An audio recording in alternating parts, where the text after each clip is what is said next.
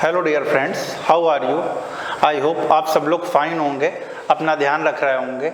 हम लोगों ने कोविड-19 कोरोना वायरस पे एक वीडियो मैंने बनाया था जिसे बहुत सारे लोगों ने देखा, बहुत सारे कमेंट्स किए, लेकिन अभी भी कई सारी चीज़ें हैं जो अभी हमें जाननी है। जब मैंने इनके ऊपर रिसर्च करी, वर्क किया, तो कुछ और चीज़ें मैंने पढ़ी जो मुझे लगा आपके साथ मुझे शेयर करना चाहिए। मेरे पहले वीडियो में मैंने नॉर्मल वायरस के बारे में, फिर वायरस में क्या प्रॉपर्टी होती है, क्यों एंटीबायोटिक ड्रग इसके ऊपर वर्क नहीं करती, सार्स मर्स के बारे में, फिर मैं कोरोना वायरस के बारे में जो अभी कोविड-19 जिसे कह रहे हैं, SARS-CoV-2 कह रहे हैं, उसके बारे में डिस्कस किया था।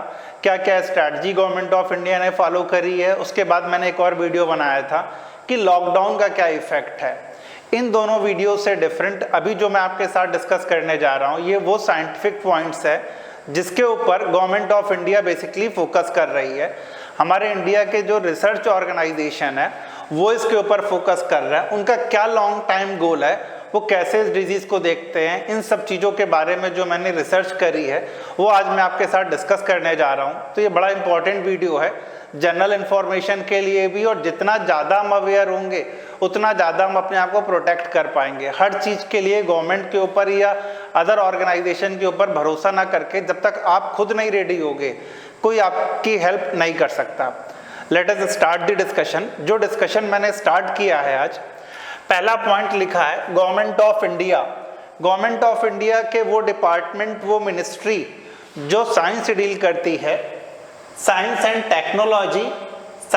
टेक्नोलॉजी और डिपार्टमेंट ऑफ बायोटेक्नोलॉजी, ये वो डिपार्टमेंट हैं गवर्नमेंट ऑफ इंडिया के जो साइंस रिलेटेड इश्यूज को, इंडिया में क्या रिसर्च चल रही है, कौन सी वैक्सीन डेवलप हो रही है, किस ड्रग पे क्या ट्रायल चल रहा है, इन सब की स्टडी करती है। अभी गवर्नमेंट ने क्या किया, एक NRDC, national research development corporation, national research development corporation एक एपेक्स बॉडी बनाई है जिसमें लीडिंग साइंटिस्ट हैं। वो NRDC रिपोर्ट करता है साइंस एंड टेक्नोलॉजी को, जो गवर्नमेंट ऑफ इंडिया, जो भी प्राइम मिनिस्टर ऑफिस है, PMO, उसे रिपोर्ट करेगा। ये NRDC अपनी रिपोर्ट किससे लेता है, किसके किसके कॉन्टैक्ट में रहता है। इंडिया के जो लीडिंग साइंटिफिक रिसर्च इंस्टीट्यूट हैं, ICMR, Indian council of medical research, department of biotechnology itself involve है, department of science and technology involve है, CSIR, council of scientific and industrial research involve है, DRDO, defence research development organisation, IITs जितने भी हैं वो सारे involve हैं इसमें, IISc, Indian institute of science involve है, और NII यानी नेशनल इंस्टीट्यूट ऑफ इम्यूनोलॉजी। ये सारे जो इंडिया के लीडिंग रिसर्च ऑर्गेनाइजेशन है, ये सारे इन्वॉल्व हैं जो NRDC को रिपोर्ट करेंगे, गवर्नमेंट के पास जाएगी, PMO के पास जाएगी, उसके अकॉर्डिंग वो अपनी स्ट्रैटेजी डेवलप करते हैं। अभी इन सभी लोगों ने NRDC को जो रिकमेंडेशन से दिए हैं, जिसे कंपेंडियम कह रहे हैं, कंपेंडियम के फॉर्म में क्या क्या स्ट्रैटेजी होगी हमारे पास कोरोना से फाइट करने के लिए, अभी से लेकर के फ्यूचर तक की जो अप्रोच इन्होंने दी है बहुत इंपॉर्टेंट है। अगर आप देखेंगे, हम वर्क कर रहे हैं इस मॉडल पे जिसे 3 T's कह रहे हैं, ट्रैकिंग, टेस्टिंग और ट्रीटमेंट। 3 T's के ऊपर हम वर्क कर रहे हैं। ट्रैक करना है आपको, मतलब कौन कौन कोरोना पॉजिटिव हो सकता है, उसे ट्रैक करने के बाद टेस्ट करना है कि पॉजिटिव है या केवल सिम्टम जो है वो सीडो सिम्टम है या एसिम्टोमेटिक है, और फिर क्या ट्रीटमेंट के प्रोसीजर हो सकते हैं।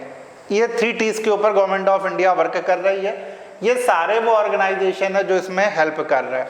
वन बाय वन हम लोग सारी चीज़ों को डिस्कस करेंगे। फर्स्ट मैं ये कह रहा हूँ, ट्रैकिंग एंड टेस्टिंग के लिए जो गवर्नमेंट का अपना क्राइटेरिया है, पूरे वर्ल्ड के रिस्पेक्ट में मैं ये चीज़ डिस्कस नहीं कर रहा हूँ, फिर से मैं कह रहा हूँ जो गवर्नमेंट ऑफ इंडिया है बेसिकली वो क्या स्ट्रैटेजी लेके चल रही है, क्या फ्यूचर में अप्रोच होगी। फर्स्ट तो सब लोग जानते हो, डिजिटल इंफ्रारेड थर्मोमीटर बहुत पहले से इस्तेमाल किया जा रहा, एयरपोर्ट पे तो फैब से ही से इंस्टॉल कर दिया गया था, यूज़ किया जा रहा टेम्परेचर मेज़र करने के लिए। तो ये फ्यूचर में भी लगभग सारे ऑर्गेनाइजेशन में आप देखो आजकल इंफ्रारेड थर्मोमीटर वो यूज़ कर रहे हैं टेम्परेचर मेज़र करने के लिए, क्योंकि अगर आपका टेम्परेचर वेरी कर रहा तो ये पहला क्राइटेरिया है। ट्रेसिंग ऐप्स, आरोग्य सेतु, अगर आप देखोगे तो आरोग्य सेतु ऐप का इस्तेमाल किया जा रहा है, लगभग कंपलसरी है, हर किसी के मोबाइल में आपको ये ऐप मिल जाएगा। उसमें अगर आप देखोगे तो टेस्टिंग के लिए भी है, आप अपनी टेस्टिंग खुद भी कर सकते हो। आसपास अगर कोई पॉजिटिव है या सिम्टम है तो ट्रेस करके भी बता देता है। Aarogya Setu app. Rapid testing kit, rapid testing kit भी अभी अवेलेबल है, जिससे हमें तुरंत पता चल जाएगा कि ये पॉजिटिव है या नेगेटिव है, या पूल टेस्टिंग करी जा सकती है। RT-PCR सबसे रिलायबल है, जिसके बारे में मैंने अपने प्रीवियस वीडियो में भी बताया था। अगर आपने वो मेरा वीडियो नहीं देखा है तो नीचे डिस्क्रिप्शन में उसका लिंक है, प्लीज उसे एक बार देख लीजिए तो ये और जल्दी समझ में आएगा। Reverse transcriptase polymerase chain reaction, RT-PCR detection kit सबसे रिलायबल हाउएवर अभी हमारे पास है, जिससे हमें पता चल सकता है कि कोरोना पॉजिटिव है या नहीं है। Paper strip based testing kit, ये भी अभी अवेलेबल हो गई है, जिसमें simply paper strip based testing kit है, कंफर्म किया जा सकता है, लेकिन उतनी ज़्यादा पॉपुलर नहीं है। रैपिड एंटीबॉडी टेस्ट, अगर कोरोना वायरस आपकी बॉडी में एंटर किया है तो एंटीबॉडी आपकी बॉडी में प्रेजेंट होंगी, उसे भी डिटेक्ट करके टेस्ट किया जा रहा है। ये ट्रैकिंग एंड टेस्टिंग के हैं। प्रोटेक्टिव सोल्यूशन क्या क्या है? अभी प्रोटेक्टिव सोल्यूशन जो फॉलो करने के लिए गाइडलाइंस दी गई हैं, नेजल जेल, नेजल जेल ऐसे अवेलेबल होंगे, अभी तो नहीं है, रिसर्च ऑर्गेनाइजेशन उनके ऊपर वर्क कर रहा, ऐसे नेजल जेल अवेलेबल रहेंगे। आपके अपर रेस्पिरेटरी ट्रैक्ट में इन्फेक्शंस है, वायरस को या माइक्रोब्स को किल करेंगे। UV tech fitted sanitising trunk, ऐसे UV tech fitted sanitising trunk है, जिनसे अगर कोई चीज पास होगी तो अपने आप वो डिसइंफेक्ट हो जाएगी। अभी देखो, हम लोग जब घर पे जाते हैं तो घर पे जाके सब्जी ले जा रहे हैं, ग्रोसरी का आइटम ले जा रहे हैं, इन सबको जब हम चीज़ों को घर पे ले जाते हैं तो चेक करते हैं कि सब्जी या वॉलेट या जो कपड़े पहन के जा रहा हूँ सबको सैनिटाइज कर पाना पॉसिबल नहीं है। UV tech fitted sanitising trunk कैसा ट्रंक होगा, उससे अगर कोई चीज़ पास होगी तो सैनिटाइज हो जाएगी यूवी रेस से। बायो बॉडी सूट्स, ऐसे सूट्स अवेलेबल होंगे जिन्हें पहनने पर सैनिटाइज हो जाएंगी चीज़ें। एंटी माइक्रोबियल फैब्रिक्स अवेलेबल होंगे। डिसइंफेक्शन ड्रोन्स, ऐसे ड्रोन्स होंगे जो पर्टिकुलर एरिया को डिसइंफेक्ट कर देंगे। तो ये प्रोटेक्टिव डिवाइसेस हमारे पास हैं, ये हमारे पास ट्रैकिंग एंड टेस्टिंग है, और गवर्नमेंट ऑफ इंडिया के जो लीडिंग रिसर्च इंस्टीट्यूट है इन्वॉल्व है और डायरेक्टली सुपरविजन में है किसके? गवर्नमेंट ऑफ इंडिया के। So in 3 T's, tracking, testing and treatment, जो रिसर्च ऑर्गेनाइजेशन है ट्रैक करने के लिए, टेस्ट करने के लिए, अगर ये पता चल गया पेशेंट पॉजिटिव है, then how will you treat, आपके पास कौन सी मेडिसिन है जिनसे ट्रीट करोगे। आपको मालूम है कि अभी कोई भी ड्रग या कोई भी वैक्सीन हमारे पास 100% प्रूव नहीं है कि पेशेंट को ट्रीट कर सके। तो किस कंसेप्ट पे हम काम कर रहे हैं? अपने ब्रेन में ये आता होगा कि पेशेंट अगर हॉस्पिटलाइज किया गया है तो डॉक्टर साहब फिर उसे मेडिसिन कौन सी दे रहा है जब कोई ट्रीटमेंट का रिसर्च हुई नहीं है।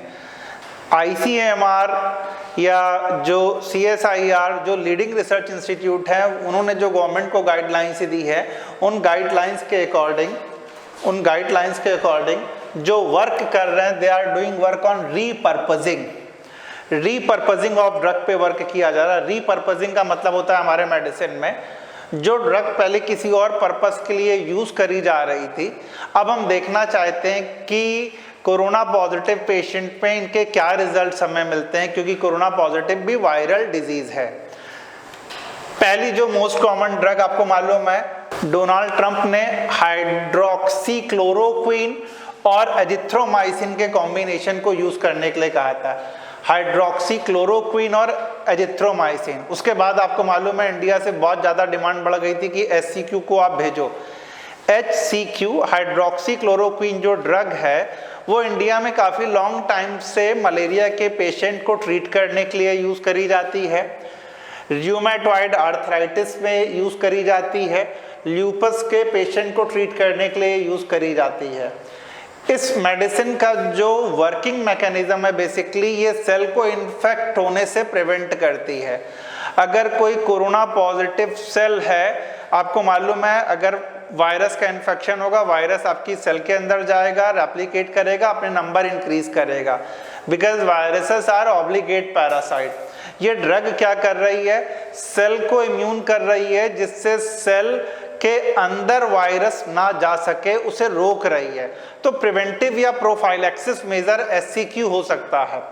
जो कोरोना वॉरियर्स हैं, हमारे डॉक्टर्स हैं, पैरामेडिकल स्टाफ है, पुलिस फोर्स है, जो फ्रंट लाइन वॉरियर जिन्हें हम कह रहे हैं, वो अगर इन्फेक्ट हो जाएंगे तो फिर कौन मैनेज करेगा चीज़ों को। तो कई बार प्रोफाइलैक्सिस या प्रिवेंटिव ड्रग की तरह इसका इस्तेमाल किया जा रहा है, लेकिन अलग अलग ऑर्गेनाइजेशन इसके ऊपर क्वेश्चन रेज कर रहे हैं SCQ के ऊपर। तो ये पहली ड्रग है जो हम लोगों ने न्यूज़ में बहुत ज़्यादा सुनी है। सेकेंड है रेमडेसिविर, जो वो मेडिसिन है जिसे US में रिकमेंड किया गया और अदर कंट्रीज ने भी इसे रिकमेंड किया। रेमडेसिविर के बारे में, इस मेडिसिन को कंपैसियोनेट ड्रग के लिए, कंपैसियोनेट ड्रग के फॉर्म में कोरोना पॉजिटिव पेशेंट के लिए यूज करने के लिए कहा गया। एक्चुअली में जब किसी ड्रग को हम अपने पेशेंट में यूज करते हैं तो वो ड्रग कई क्लिनिकल ट्रायल के फेजेस से हमारे पास आती है। लेकिन सपोज आपके पास कोई पेशेंट आ गया जो टर्मिनल स्टेज में है and you don't know which medicine you have to use, उस कंडीशन में जो आपको बेस्ट मेडिसिन लगती है बिना किसी रिसर्च के, या रिसर्च है तो कम है, लेकिन आप कंपेल हो एनी हाउ आपको पेशेंट को रिवाइव करना है, उसे सेव करना है, उस कंडीशन में जो ड्रग हम यूज करते हैं, जिसके ऊपर बहुत ज़्यादा रिसर्च अभी तक हम लोगों ने नहीं करी है कि इस डिजीज के लिए यूज कर सकते हैं या नहीं कर सकते, ऐसी ड्रग को हम लोग मेडिसिन में कंपैसियोनेट ड्रग कहते हैं। रेमडेसिविर एक स्ट्रॉन्ग ऑप्शन है इसके लिए कि पेशेंट अगर टर्मिनल स्टेज में है तो कुछ हमें पॉजिटिव दिखते हैं, अगर इस ड्रग का इस्तेमाल किया गया तो कुछ मॉर्टेलिटी रेट या उनके जो सिम्टम्स हैं उसे रिड्यूस किया जा सकता है, जो 15 डेज का क्वारंटाइन है उसे रिड्यूस किया जा सकता है। इन सब चीज़ों पे क्लेम किया गया है। थर्ड ड्रग जो मैं लिख रहा हूँ, ये दोनों ही फॉविपिराविर और लुपिनिविर भी से कह रहे हैं, लुपिनिविर या फेविपिराविर। तो इन दोनों ड्रग को एंटीवायरल ड्रग है, ये दोनों ही एंटीवायरल ड्रग हैं जो नॉर्मल वायरल इन्फेक्शन के अगेंस्ट में यूज करी जा रही हैं। एजिथ्रोमाइसिन एंटीबायोटिक है, नॉर्मल हम लोग अपर रेस्पिरेटरी ट्रैक्ट में इन्फेक्शन के लिए, इंडिया में तो बहुत कॉमन है और वर्ल्ड की मोस्ट कॉमन है, सबसे लीस्ट साइड इफेक्ट है और सबसे सेफ ड्रग इसे कहा जाता है। इसका कॉम्बिनेशन भी शुरुआत में कहा गया था, इस एंटीबायोटिक का भी यूज करने से हेल्प मिलेगी, लेकिन रिजल्ट्स बहुत ज़्यादा पॉजिटिव नहीं है। नेक्स्ट है एंटीवायरल ड्रग, फिर से वही सेम जो मैंने बोली थी, लुपानाविर और रिटोनोविर। लुपानाविर और रिटोनोविर दोनों ड्रग का इस्तेमाल HIV, ह्यूमन इम्यूनोडेफिशिएंसी वायरस जो कि रेट्रोवायरस है, उसके इन्फेक्शन को कम करने के लिए किया जाता है।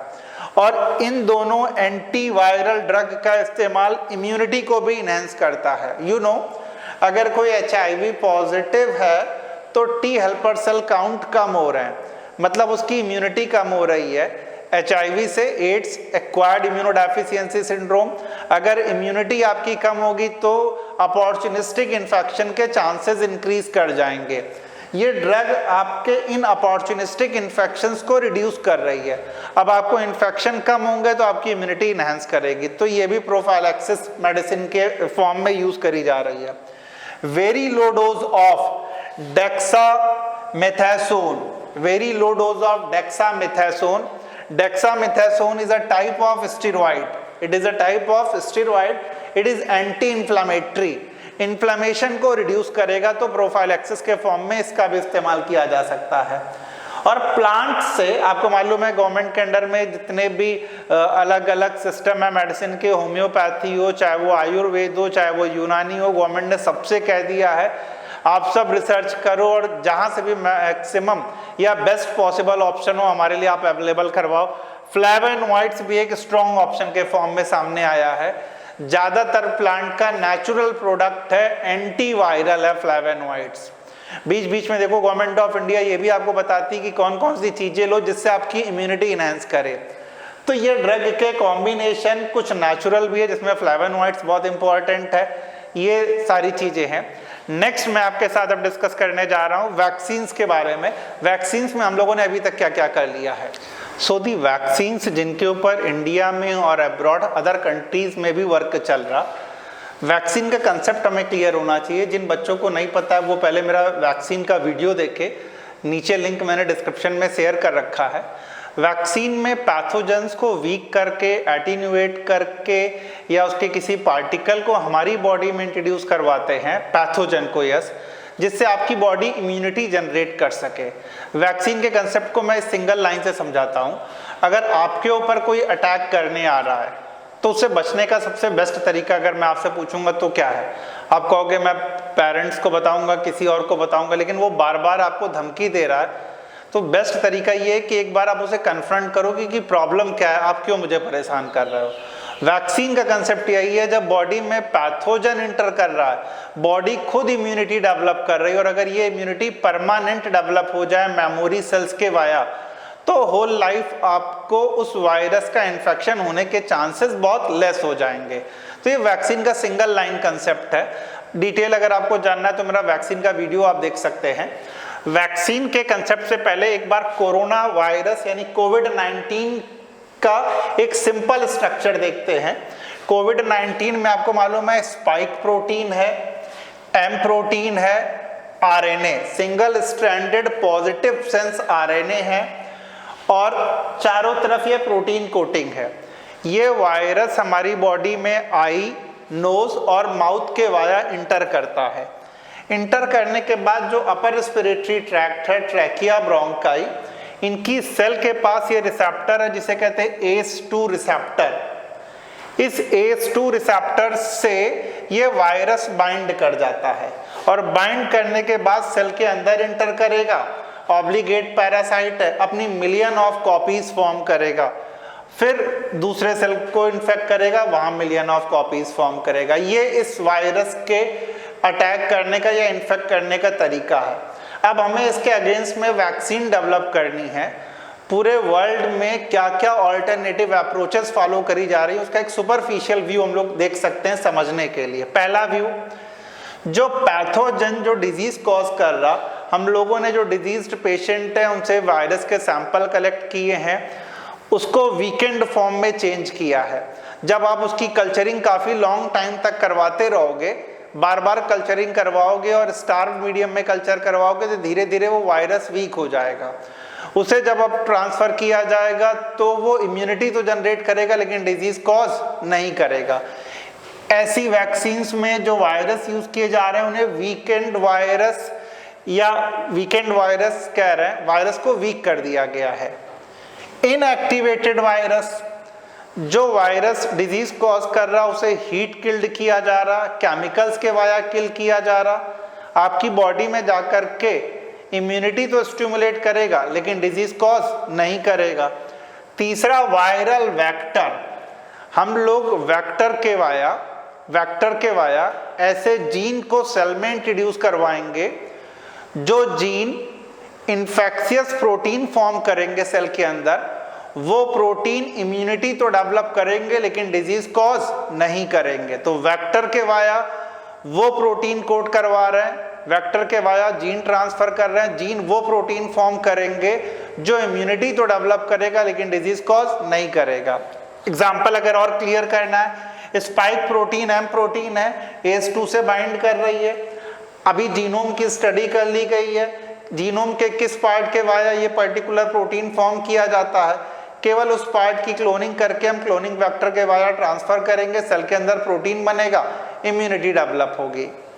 नेक्स्ट अप्रोच है न्यूक्लिक एसिड, आरएनए या डीएनए के वाया।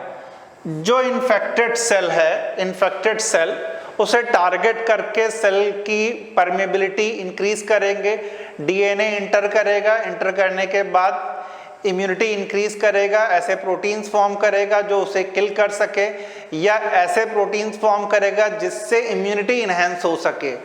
सेम आरएनए के वाया है, आरएनए जब इंट्रोड्यूस होगा सेल के अंदर ऐसे प्रोटीन डेवलप करेगा जिससे बॉडी की इम्यूनिटी इन्हेंस करे। तो डीएनए वैक्सीन, आरएनए वैक्सीन का भी कंसेप्ट काम करेगा। प्रोटीन बेस्ड, सब यूनिट प्रोटीन का मतलब रहता है कि जैसे अभी हम लोगों ने देखा कि एम प्रोटीन, स्पाइक प्रोटीन, केवल इन्हीं प्रोटीन को स्मॉल फॉर्म में as such small protein, M protein या स्पाइक प्रोटीन हम सेल में इंट्रोड्यूस करवाएंगे। सेल की इम्यूनिटी बढ़ेगी तो आप अल्टीमेटली जब इस वायरस का अटैक होगा तो प्रोटेक्ट कर सकते हो। तो प्रोटीन का केवल वो पार्ट यूज करेंगे जो सेल से बाइंड करता है, बाइंड करेगा तो प्रोटीन अंदर जाएगा, और प्रोटीन अंदर जाएगा तो बॉडी में इम्यूनिटी जनरेट होगी, लेकिन डिजीज कॉज नहीं होगी। वायरस लाइक पार्टिकल या ऐसे प्रोटीन यूज करें जो वायरस की तरह बिल्कुल हो, उसी के एनालोगस हो, तो वो भी इम्यूनिटी जनरेट कर सकते हैं। ये वो कंसेप्ट है weekend viruses, inactivated viruses, viral vector, nucleic acid, protein based, जिनके ऊपर पूरे वर्ल्ड में वर्किंग हो रही है। More than 95 different types of vaccine का ट्रायल चल रहा है, आपको पता होगा। इंडिया में जो नेशनल इंस्टीट्यूट ऑफ वायरोलॉजी है पुणे में, वो भी इसके ऊपर वर्क कर रही है। SII, serum institute of India, world का सबसे फेमस इंस्टीट्यूट है सीरम इंस्टीट्यूट ऑफ इंडिया। शायद आप लोगों को ना पता हो, पूरे वर्ल्ड में सबसे ज़्यादा अगर प्रोडक्शन कोई वैक्सीन का करता है तो वो इंडिया का सीरम इंस्टीट्यूट ऑफ इंडिया है। राइट नाउ ये US की कॉर्डजेनिक्स वहाँ की फार्मास्यूटिकल इंडस्ट्री है, रिसर्च सेंटर है, उसके साथ मिलकर के इस वैक्सीन के प्रोडक्शन में लगा हुआ है। तो ये NIV पुणे, SII इंडिया, इसके अलावा फाइजर जो US बेस्ड फार्मा कंपनी है, उसका तो ये क्लेम है कि ह्यूमन में उनका ट्रायल स्टार्ट हो चुका है। डॉक्टर डेविड नबारो लंदन के हैं, इनका कहना है कि लंदन के फेमस फिजिशियन है ये, इनका कहना है कि नेक्स्ट 2 ईयर में भी हमारे पास वैक्सीन आना पॉसिबल नहीं है, क्योंकि हर डिजीज के लिए 100% इफेक्टिव वैक्सीन हो जाए। और कोरोना वायरस ऐसा वायरस है जिसमें म्यूटेशन जल्दी होता है, तो वैक्सीन आना हमारे पास पॉसिबल नहीं है। US के इन्फेक्शियस डिजीज के जो स्पेशलिस्ट हैं, बहुत ज़्यादा इनका मीडिया में नाम भी रहता है, एंथोनी फॉची जो US के हैं, इन्होंने सबसे पहले कहा था कि हार्डली हम 10 to 12 मंथ में वैक्सीन डेवलप कर लेंगे। उसके बाद मीडिया में हर तरफ आने लग गया, हार्डली हमारे पास 6 to 8 मंथ में वैक्सीन आ जाएगी। लेकिन अगर आप देखोगे पहले की जो वैक्सीन से डेवलप हुई हैं, 4 to 6 ईयर वैक्सीन डेवलप होने में टाइम लग जाता है। जब बहुत ज़्यादा सारे ट्रायल्स है वो पास हो रहा, बहुत शॉर्टकट भी करोगे तो भी 2 ईयर या 1.5 ईयर से पहले आना पॉसिबल नहीं है। कुछ एग्जांपल्स आप देख सकते हो। 1981 में HIV के बारे में पता चला था, अभी 2020 है, हमारे पास कोई वैक्सीन नहीं है। मलेरिया कई सालों से 100 ऑफ ईयर से नोन है, अभी तक कोई वैक्सीन नहीं है हमारे पास। राइनो वायरस, एडिनो वायरस जिससे कॉमन कोल्ड हो रहा है, अभी तक वैक्सीन नहीं है। वेस्टर्न कंट्रीज इनके लिए वैक्सीन यूज करती हैं, लेकिन अपने इंडिया में यूज नहीं किया जाता है। अभी कुछ सालों से इंडिया में भी जो रिच पीपल हैं वो इनके लिए वैक्सीन लेते हैं, अदरवाइज उतना कॉमन नहीं है, गवर्नमेंट ऑफ इंडिया की गाइडलाइन में नहीं है इनके लिए वैक्सीनेशन। डेंगू फीवर के लिए वैक्सीन डेवलप करी गई थी। वैक्सीन के साथ ये भी कि आपने डेवलप कर लिया और जब वो रियल में ह्यूमन के लिए यूज में पहुंची तो पता चलता है कि कितनी सक्सेसफुल है। इस डेंगू फीवर के वैक्सीनेशन के ट्रायल में देखा गया कि जब रियल में से यूज किया जाने लग गया, सिम्टम और ज्यादा तेजी से आने लग गए, तो इमीडिएटली से स्टॉप कर दिया गया था। आज तक हमारे पास डेंगू फीवर के लिए वैक्सीन नहीं है। सार्स 2003, जिसे अभी हम कोविड-19 जिसे सार्स का भाई कह रहे हैं, सार्स 2003 अभी 2020 में है, अभी तक हमारे पास कोई वैक्सीन नहीं है। तो वैक्सीन के लिए बहुत ज़्यादा होपफुल होना भी ठीक नहीं है, क्योंकि वैक्सीन अगर नंबर ऑफ ट्रायल से पास नहीं हुई, रिसर्च प्रॉपर नहीं हुई, हड़बड़ी में आ गई, तो उसके रिपरकशंस और ज़्यादा डेंजरस होंगे। तो सबसे बेस्ट है प्रोफाइलैक्सिस। नेक्स्ट थिंग जो मैं आपके साथ डिस्कस करना चाहता हूँ, so what will happen if we could not develop the vaccine. अगर हम वैक्सीन डेवलप नहीं कर पाए, हर कोई ये कह रहा है कि 6 महीने में 8 महीने में वैक्सीन आ जाएगी, every problem will be solved. Second option भी हम लोग हमेशा सक्सेस होने के लिए, मेरा ऐसा मानना है कि प्लान ए और प्लान बी, कई लोग कहते हैं प्लान बी रखो ही नहीं, प्लान ए रखोगे और एक सिंगल टारगेट रहेगा तो सक्सेस मिलेगी। I also believe on the same concept, लेकिन फिर भी मैं कहता हूँ कि आपके सबकॉन्शियस ब्रेन में प्लान बी चलना स्टार्ट हो जाता है। आप चाहे लाख डिनाई करो कि नहीं मैं नीट के लिए बच्चों को पढ़ाता हूँ, बच्चे यही पूछते हैं कि सर अगर MBBS में सिलेक्शन नहीं हुआ तो क्या होगा। मैं मना करता हूँ कि सेकंड प्लान आप अपने ब्रेन में लाओ ही नहीं, लेकिन जब वो चला जाता है तो मेरे ब्रेन में भी चलता है कि कुछ तो इसे ऑल्टरनेटिव बताना चाहिए था, क्योंकि सक्सेस रेशियो तो बहुत कम है हर कॉम्पिटिटिव एग्जाम में। तो डिजीज के सेंस में भी यही है, आप मना भी करो तो भी आपके ब्रेन में, सबकॉन्शियस ब्रेन में ये प्लान चलने स्टार्ट हो जाते हैं। कई लोग इसे नेगेटिव थिंकिंग का नाम देते हैं, लेकिन मैं इसे नेगेटिव थिंकिंग नहीं, मैं इसे आपकी फ्यूचरिस्टिक अप्रोच मानता हूँ। आप अपने प्लान पे फोकस करो, टारगेट रखो, लेकिन कल जो होगा उसके लिए आपकी प्रिपरेशन भी तो नेसेसरी है। जो मेरे पॉइंट्स मैं आपके साथ शेयर करना चाहता हूँ, if we could not develop the vaccine, what kind of changes that we can observe in nature in our society? पहला, सोसाइटीज में instead learn to live with it. बहुत सारी डिजीज के आउटब्रेक हुए, मलेरिया, एड्स, डेंगू, कितने disease के outbreak होते हैं। पहले हम बहुत ज्यादा पैनिक होते हैं, फिर धीरे धीरे उनके साथ जीना सीख जाते हैं कि ठीक है, it is the part of life, बहुत ज्यादा पैनिक होने की जरूरत नहीं है, हम प्रिकॉशन लेंगे। तो सबसे इंपॉर्टेंट तो यही है कि सोसाइटीज को लर्न करना पड़ेगा। सेकेंड, बिहेवियरल चेंजेस सबसे ज्यादा ऑब्जर्व होंगे। मास्क आप देख रहे हो, जो रिसर्च शो कर रही है 90% के आसपास लोग मास्क यूज कर रहे हैं। हम हाइजीन और ज्यादा फॉलो करने लग जाएंगे हर प्लेसेस पे, तो बिहेवियरल चेंजेस आएंगे। जिसे एक समय हम OCD नाम देते थे, आज वो हमारे नॉर्मल बिहेवियर में काउंट हो जाएगा। OCD क्या है, इसके बारे में आप कमेंट सेक्शन में बता सकते हो। फिजिकल डिस्टेंसिंग हमारा पार्ट बन जाएगा, किसी से भी हम मिलेंगे तो नमस्ते करेंगे और एक डिस्टेंस से बात करेंगे। तो बिहेवियर में बहुत लार्ज स्केल पे चेंज आने वाला है। Timing of opening and closing of shop, ऐसा मेरा मानना फेज वाइज मैनर में गवर्नमेंट अभी भी कर रही है। कुछ शॉप नाइट में ओपन होंगी, कुछ डे में ओपन होंगी। ऑड इवन का फार्मूला फॉलो कर सकते हैं, डे वाइज फॉलो कर सकते हैं, पर्टिकुलर डे में ओपन होगा, क्लोज होगा। जो छुट्टियों का कंसेप्ट है वो रिड्यूस होगा। अब छुट्टियों में भी कुछ शॉप खुलेंगी, कुछ इस पर्टिकुलर सीजन में ओपन होंगी।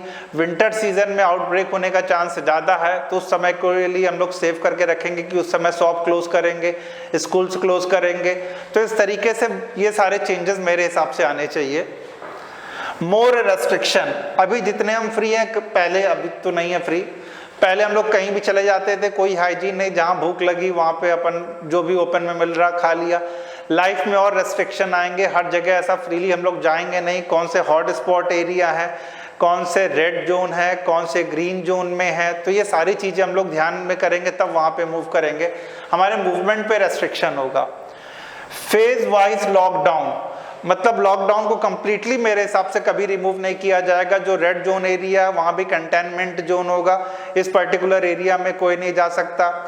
तो फेज वाइज मैनर में लॉकडाउन कभी ना कभी इंडिया के या जिस भी कंट्री में है, किसी ना किसी पार्ट में ये फेज वाइज मैनर में चलता रहेगा।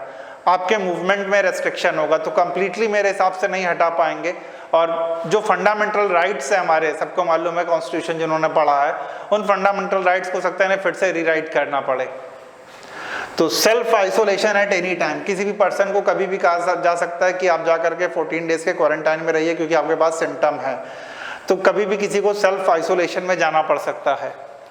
हर्ड इम्यूनिटी एक सब लोग कहते हैं ऑप्शन होगा। हर्ड इम्यूनिटी को लेकर के मैंने अपना एक वीडियो लेक्चर बनाया है, इसका भी मैं लिंक डिस्क्रिप्शन में शेयर करूंगा, अगर आप देखोगे तो क्लियर होगा। हर्ड इम्यूनिटी इतने जल्दी डेवलप नहीं होती है, इंडिया की पॉपुलेशन बहुत ज़्यादा है। हर्ड इम्यूनिटी का मतलब है जब ज़्यादातर लोग इन्फेक्टेड हो जाएंगे तो खुद ही इम्यून हो जाएंगे, लेकिन इंडिया की इतनी ज़्यादा पॉपुलेशन है कि मॉर्टेलिटी बहुत ज़्यादा हो जाएगी अगर हम हर्ड इम्यूनिटी का वेट करेंगे। नेक्स्ट है convulsant plasma therapy. Convulsant plasma therapy में ये है, जो लोग ऑलरेडी कोरोना पॉजिटिव हो चुके हैं उनकी बॉडी में एंटीबॉडी प्रेजेंट होगी और उस एंटीबॉडी को लेकर के हम लोग दूसरे पेशेंट को ट्रीट कर सकते हैं। तो ये मेरे अकॉर्डिंग ये ऑप्शंस हो सकते हैं। लॉन्ग टाइम में क्या गोल होंगे गवर्नमेंट के, तो गवर्नमेंट जाने, ये मेरे अपने व्यूज़ हैं, ये सारे जो मैंने आपके सामने रखे हैं। तो मुझे जितनी चीज़ें शुरू से आखिरी तक अगर आप देखोगे तो मैंने ट्राई किया हर पॉइंट को आपके साथ डिस्कस करूं। अगर कोई और भी आपके ब्रेन में व्यूज़ आ रहा तो प्लीज़ कमेंट सेक्शन में लिखिए, क्योंकि हम सबको एक साथ इससे फाइट करना है। And thank you for watching मी। अगर वीडियो अच्छा लगा हो तो प्लीज़ इसे शेयर करिए, लाइक करिए।